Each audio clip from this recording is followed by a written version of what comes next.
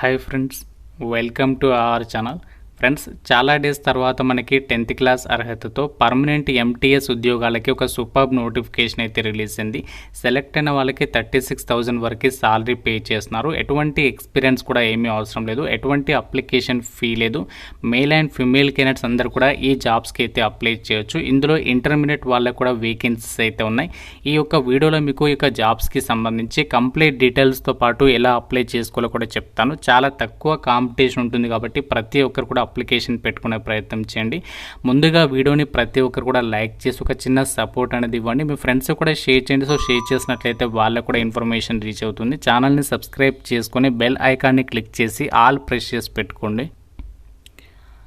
ఇక్కడ నోటిఫికేషన్ డీటెయిల్స్లోకి వెళ్ళినట్లయితే గవర్నమెంట్ ఆఫ్ ఇండియా కింద పనిచేస్తున్నటువంటి ఇండియన్ ఎయిర్ ఫోర్స్ నుంచి అఫీషియల్గా గ్రూప్ సి సివిలియన్ ఉద్యోగాలకి సంబంధించి వేకెన్సీస్ని భర్తీ చేయడానికి ఈ నోటిఫికేషన్ అనేది రిలీజ్ చేశారు. ఎంప్లాయ్మెంట్ న్యూస్ పేపర్లో అఫీషియల్గా ఈ నోటిఫికేషన్ అయితే పబ్లిష్ చేయడం అయితే జరిగింది. ఈ నోటిఫికేషన్కి మీరు ఇండియన్ సిటిజన్ అయితే సరిపోతుంది. Andhra Pradesh, Telangana male and female candidates అందరూ కూడా ఈ జాబ్స్కి అప్లికేషన్స్ అయితే పెట్టుకోవచ్చు. ఇక్కడ మనకి మల్టీ టాస్కింగ్ స్టాఫ్కి సంబంధించి పోస్టులు అయితే ఉన్నాయి. ఈ ఎంటీఎస్ ఉద్యోగాలకి సంబంధించి ఎసెన్షియల్ క్వాలిఫికేషన్ వచ్చేసి మెట్రికులేషన్ పాస్ అని చెప్పేసి ఇక్కడ ఇచ్చారు. అంటే మీరు జస్ట్ 10th స్టాండర్డ్ పాస్ అయితే అప్లై చేసుకోవచ్చు. ఎంటీఎస్ ఉద్యోగాలకి లెవెల్ 1 ప్రకారం మీకు సాలరీ ఉంటుంది ఎంటీఎస్ ఉద్యోగాలకి. అలాగే ఇదే నోటిఫికేషన్లో మనకి ఇంటర్మీడియట్ లేదా 12th క్లాస్ లేదా డిప్లొమా పాస్ అయిన వాళ్ళు అప్లై చేసుకునే విధంగా లోవర్ డివిజన్ క్లర్క్ పోస్టులు అయితే ఉన్నాయి. వీటికి వచ్చేసి లెవెల్ 2 ప్రకారం సాలరీ అనేది పే చేస్తున్నారు. ఈ యొక్క పోస్టులకి మీకు టైపింగ్ స్కిల్స్ అయితే ఉండాలి అని చెప్పేసి అయితే ఇచ్చారు. ఎంటీఎస్ ఉద్యోగాలకి 30,000కి పైగా, లోవర్ డివిజన్ క్లర్క్ పోస్టులకి 36,000కి పైగా స్టార్టింగ్ సాలరీ అనేది రావడం జరుగుతుంది. ఇందులో మనకి ఎంటీఎస్ఏ కాకుండా క్లర్క్ ఉద్యోగాలే కాకుండా ఇంకా మనకి చాలా రకాల ఉద్యోగాలు ఉన్నాయి. 1 by 1 ఆ పోస్టుల డీటెయిల్స్ అన్నింటిని కూడా మీకు క్లియర్గా ఎక్స్ప్లెయిన్ చేస్తాను. అలాగే ఈ ఉద్యోగాలకి చాలా తక్కువ పోటీ ఉంటుంది కాబట్టి సో డెఫినెట్గా అప్లికేషన్స్ పెట్టుకోండి. ఇదే వీడియోలో మీకు అప్లికేషన్ ప్రాసెస్ అనేది ఎలా చేయాలో కూడా క్లియర్గా ఎక్స్ప్లెయిన్ చేస్తాను. సో మీరు వీడియోని ఎక్కడ కూడా స్కిప్ చేయకుండా చివరి దాకా చూసే ప్రయత్నం అయితే చేయండి. ఈ నోటిఫికేషన్ మనకి అఫీషియల్గా ఎంప్లాయ్మెంట్ న్యూస్ పేపర్లో పబ్లిష్ చేస్తారని చెప్పాను కదా. ఇండియన్ ఎయిర్ ఫోర్స్ నుంచి గ్రూప్ సి సివిలియన్ ఉద్యోగాల్ని రిక్రూట్మెంట్ చేయడానికి, డైరెక్ట్ రిక్రూట్మెంట్ పద్ధతిలో భర్తీ చేయడానికి ఈ నోటిఫికేషన్ అనేది మనకి రిలీజ్ చేయడం అయితే జరిగింది. ఈ రిక్రూట్మెంట్కి అప్లై చేయడానికి లాస్ట్ డేట్ మనకి June 15th వరకు అయితే టైం ఉంది. నోట్ చేసుకోండి ఇది డేట్. సో June 15th లోపు అయితే మనము ఈ జాబ్స్కి సంబంధించి ఆఫ్లైన్ విధానంలో అప్లికేషన్ అనేది చేయాల్సి ఉంటుంది. ఈ యొక్క నోటిఫికేషన్కి ఇండియన్ సిటిజన్స్ అందరు కూడా అప్లై చేసుకోవచ్చు. అందరికీ ఈక్వల్ ఛాన్సెస్ అనేవి కల్పిస్తున్నాము అని చెప్పేసి నోటిఫికేషన్లోనే వాళ్ళే క్లియర్గా అయితే మెన్షన్ చేయడం అయితే జరిగింది. ఇక్కడ మనకి వేకెన్సీస్ డీటెయిల్స్ కనుక గమనించినట్లయితే ఎంటీఎస్కి సంబంధించి ఇక్కడ చూడండి టోటల్గా 53 వేకెన్సీస్ ఉన్నాయి. ఎంటీఎస్కి సంబంధించి అన్ని క్యాస్ట్ల వరకు వేకెన్సీస్ కేటాయించారు. Even physically handicapped ex servicemen వాళ్ళు కూడా ఈ యొక్క పోస్టులకి సంబంధించి అయితే అప్లికేషన్స్ పెట్టుకోవచ్చు. అలాగే ఇక్కడ చూడండి హౌస్ కీపింగ్ స్టాఫ్కి సంబంధించి కూడా పోస్టులు అయితే ఉన్నాయి. అలాగే లోయర్ డివిజన్ క్లర్క్, అలాగే Hindi typist, cook, store keeper, carpenter, painter, mess staff, laundry man, ఈ విధంగా చాలా రకాల ఉద్యోగాలను అయితే భర్తీ అయితే చేస్తున్నారు.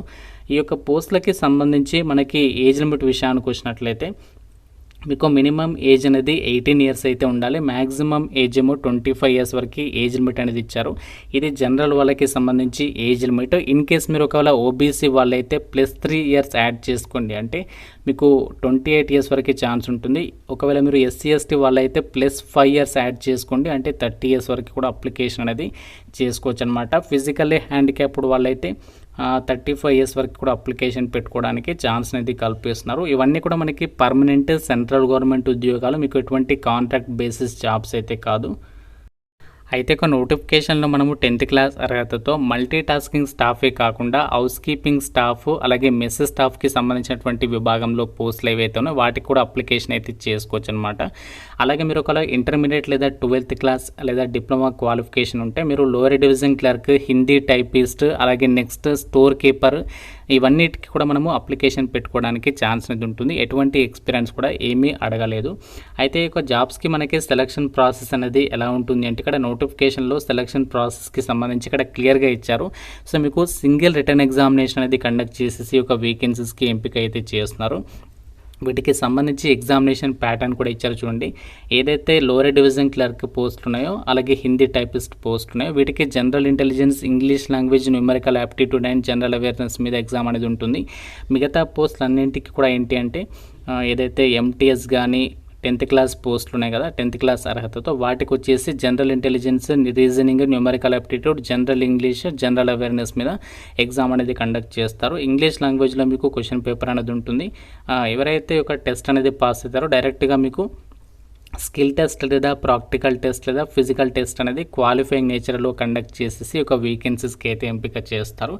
అయితే ఈ నోటిఫికేషన్ యొక్క స్పెషాలిటీ ఏంటి అంటే మనకి అప్లై చేసిన అందరికీ హాల్ టికెట్స్ అనేవి రావు. ఎవరైతే అప్లికేషన్ ప్రాపర్గా పర్ఫెక్ట్గా అప్లై చేసి ఎలాంటి మిస్టేక్స్ లేకుండా పంపిస్తారు సో వాళ్ళకి మాత్రమే హాల్ టికెట్స్ అనేవి రావడం జరుగుతుంది. కాబట్టి డెఫినెట్గా ప్రతి ఒక్కరు కూడా కేర్ఫుల్గా అప్లికేషన్ అనేది ఫిల్ చేసి పంపించడానికి ట్రై చేయండి. మీకు కనుక హాల్ టికెట్ కనుక వచ్చినట్లయితే మ్యాక్సిమం జాబ్ అనేది వచ్చేటువంటి ఛాన్సెస్ అయితే ఉంటాయి. సో ఇక్కడ ఆ యొక్క అప్లికేషన్ చేయడానికి సంబంధించి లాస్ట్ డేట్ కూడా మెన్షన్ చేశారు. ఎంప్లాయ్మెంట్ న్యూస్ పేపర్లో వచ్చినటువంటి డేట్ నుంచి 30 days లోపు అయితే అప్లై చేయాలి అని చెప్పేసి సో మనకి ఇక్కడ నోటిఫికేషన్లోనే క్లియర్గా అయితే మెన్షన్ చేయడం జరిగింది. అయితే ఎగ్జామినేషన్కి సంబంధించి నెగటివ్ విధానం అనేది ఉంటుందా ఉండదా అనేది ఇక్కడ మనకి మెన్షన్ అయితే చేయలేదు. సో మోస్ట్లీ మనకి నెగటివ్ విధానం అనేది ఉండొచ్చు, ఉండకపోవచ్చు. అది ఇంకా మనకి ఇక్కడ మెన్షన్ చేయలేదు కాబట్టి మీకు ఇక్కడ చెప్పట్లేదు దాని గురించి. అయితే ఈ జాబ్స్కి మనము ఎలా అప్లికేషన్ చేయాలి అంటే ఆఫ్లైన్ విధానంలో అప్లికేషన్ పంపాలని చెప్పాను కదా. అయితే మనకి నోటిఫికేషన్కి సంబంధించి ఇక్కడ ఎంప్లాయ్మెంట్ న్యూస్ పేపర్లో ఏదైతే డీటెయిల్స్ ఇచ్చారో ఇక్కడ మనకి ప్రొఫార్మా ఫర్ అప్లికేషన్ అని చెప్పేసి ఒక అప్లికేషన్ ఫార్మాట్ అనేది ఇచ్చారు. సో దీన్ని మనము MS వర్డ్లో టైప్ చేయించుకొని రెడీ చేసుకొని అప్లికేషన్ ఫాము. సో ఈ యొక్క అప్లికేషన్ ఫామ్ ప్రింట్అవుట్ అయితే తీసుకోవాలి. సో తీసుకొని మీరు చక్కగా అప్లికేషన్ ఫామ్ అనేది కంప్లీట్గా ఫిల్ చేసేసి మనము పోస్ట్ ద్వారా అయితే అప్లికేషన్ పంపించాల్సి ఉంటుంది. అప్లికేషన్ ఫామ్ మీద మీరు మీ యొక్క ఫోటోగ్రాఫ్ అనేది అతికించేసి దాని మీద మీ యొక్క సిగ్నేచర్ అనేది పెట్టాల్సి ఉంటుంది. Application for the post of అని చెప్పేసి ఇచ్చారు కదా, ఇక్కడ మీరు ఏ పోస్ట్కి అప్లై చేస్తున్నారో ఆ పోస్ట్ నేమ్, తర్వాత యూనిట్ నేమ్ ఇది కూడా చెప్తాను. ఇక ఎక్కడికైతే అప్లై చేయాలనుకుంటున్నారో ఆ యొక్క యూనిట్ నేమ్ అనేది మెన్షన్ చేసేసి మళ్ళీ ఇక మిగతా డీటెయిల్స్ అన్ని కూడా అప్లికేషన్ ఫామ్లో అయితే మీరు కంప్లీట్గా అయితే ఫిల్ చేయాల్సి అయితే ఉంటుంది. అప్లై చేసే క్యాండిడేట్స్ ఇక్కడ అప్లికేషన్ ఫామ్తో పాటు మీరు సెల్ఫ్ అడ్రస్డ్ ఎన్వలప్ కవర్ కూడా మీరు పోస్ట్ ఆఫీస్లో ఎక్స్ట్రాగా తీసుకోవాలి. సో ఎందుకు అంటే అక్కడ మీరు హాల్ టికెట్ అనేది వాళ్ళు మీకు పంపించాలి కదా, అందులోనే పంపిస్తారు. దాని మీద 10 రూపీస్ పోస్టల్ స్టాంప్ని కూడా అతికించాలి. అప్లికేషన్కి సంబంధించి మీరు అక్కడ పోస్ట్ ఆఫీస్కి వెళ్ళిన తర్వాత ఎన్వెలప్ కవర్ అడగండి. ఎన్వెలప్ కవర్ మీద application for the post of a పోస్ట్కి అప్లై చేస్తున్నారో ఆ యొక్క పోస్ట్ నేమ్, తర్వాత లెఫ్ట్ సైడ్లోనేమో మీ అడ్రస్, రైట్ సైడ్లో వాళ్ళ అడ్రస్ అనేది మెన్షన్ చేసేసి లోపల ఏంటంటే ఈ యొక్క ఎన్వెలప్ కవర్లో ఈ అప్లికేషన్ ఫామ్తో పాటు మీ యొక్క ఎడ్యుకేషనల్ జిరాక్స్ కాపీస్తో పాటు సెల్ఫ్ అడ్రస్డ్ ఎన్వెలప్ కవర్ కూడా పెట్టేసేసి సో ఇవన్నీ కూడా మనము ఇక్కడ ఇచ్చారు కదా ఎన్వెలప్ కవర్ మీద ఏం రాయాలో application for the post of అని చెప్పేసి పోస్ట్ నేమ్ రాసి అండ్ కేటగిరీ కూడా మీరు మెన్షన్ చేయాల్సి ఉంటుంది. ఎక్స్ట్రాగా మీరు 2 పాస్పోర్ట్ సైజ్ ఫోటోగ్రాఫ్స్ని కూడా అప్లికేషన్ ఫామ్తో పాటు పంపించాలి అని చెప్పేసి ఇక్కడ నోటిఫికేషన్లోనే వాళ్ళు క్లియర్గా అయితే మెన్షన్ అయితే చేయడం జరిగింది. సో కాబట్టి మీరు కేర్ఫుల్గా ఎలాంటి మిస్టేక్స్ లేకుండా అప్లికేషన్ అనేది పంపించండి. అండ్ అలాగే మీరు అప్లికేషన్ ఫామ్తో పాటు అన్ని డాక్యుమెంట్స్ జిరాక్స్ కాపీస్ ఉంటాయి కదా మీకు క్వాలిఫికేషన్కి సంబంధించి ప్రతి జిరాక్స్ కాపీ మీద మీ సిగ్నేచర్ అనేది పెట్టేసేసి అప్లికేషన్ అనేది చేసేసేయండి. సో మీకు డీటెయిల్గా అప్లికేషన్ ప్రాసెస్ వీడియో అయితే చేస్తాను. అప్లికేషన్ ఫామ్ అనేది రెడీ చేసి ఎంతమందికి ఇంట్రెస్ట్ ఉంది అప్లికేషన్ ప్రాసెస్ డెఫినెట్గా కామెంట్ చేయండి. సో చూద్దాం ఎంతమంది ఈ యొక్క జాబ్స్కి సంబంధించి ఇంట్రెస్టెడ్గా ఉన్నారో తెలుస్తుంది.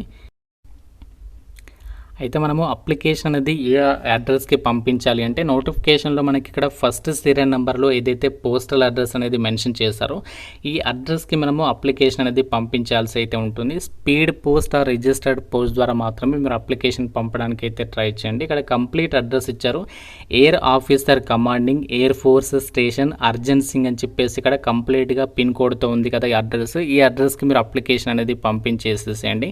టోటల్గా మనకి 148 వేకెన్సీస్ పోస్ట్స్కి రిక్రూట్మెంట్ అనేది చేస్తున్నారు. ఇందులో మనకి ఎక్కువ పోస్టులు MTSకి సంబంధించి ఉన్నాయి కాబట్టి సో డెఫినెట్గా అయితే ట్రై చేయండి. తక్కువ కాంపిటీషన్తో మీరు గవర్నమెంట్ జాబ్ కొట్టాలి అనుకుంటే ఇంతకంటే మంచి ఛాన్స్ మీకు మళ్ళీ రాకపోవచ్చు. ఫీజు కూడా లేదు, జస్ట్ ఒక ట్రై చేయండి. ఆల్ టికెట్ కనుక వచ్చినట్లయితే మీ ఫ్రెండ్స్ అందరితో కలిసి ప్లాన్ చేసుకొని ఎగ్జామినేషన్కి అటెండ్ అవ్వడానికి అయితే ట్రై చేయండి. మీకు ఫస్ట్ పోస్టింగ్ వచ్చేసి ఈస్టర్న్ ఎయిర్ కమాండ్ ఏదైతే ఉందో ఈ యొక్క ఇండియన్ ఎయిర్ ఫోర్స్కి సంబంధించి అక్కడ మీకు పోస్టింగ్ ఇస్తారు. తర్వాత మనము మన సదరన్ ఎయిర్ కమాండ్ ఏదైతే ఉందో అక్కడికి మనము ఫర్దర్గా అయితే ట్రాన్స్ఫర్స్ అయితే పెట్టుకోవచ్చు.